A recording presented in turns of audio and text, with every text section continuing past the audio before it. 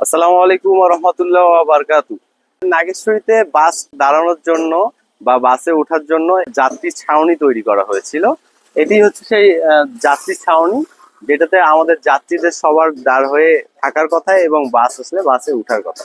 এই যাত্রী ছাউনিতে সবকিছুই আছে কিন্তু ব্যবহারের উপযুক্ত না, এবং কেন এটা আমি নিজেও জানি না। আমি আপনাদের কাছ থেকেই জানতে চাই।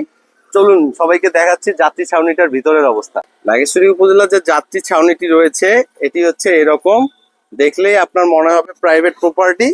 আসলে এটার সাথে কি হয়েছে আমি নিজেও জানি না। এই যে দেখেন আপনারা যাত্রী ছাউনির অবস্থা।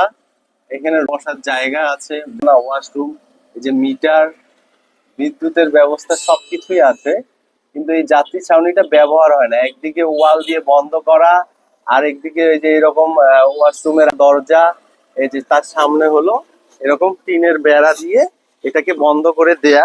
যদি আপনাদের মধ্যে কেউ জেনে থাকেন যে এই যাত্রী ছাউনিটি আসলে কেন ব্যবহার করা হচ্ছে না বা এটা কেন বন্ধ, আমাকে একটু জানাবেন, আমার খুব জানার ইচ্ছা। আর যাত্রী ছাউনির সামনের অবস্থাও দেখেন, মানে কি অবস্থা। এখানেও ময়লার স্তূপ জমা করে রাখা হয়েছে।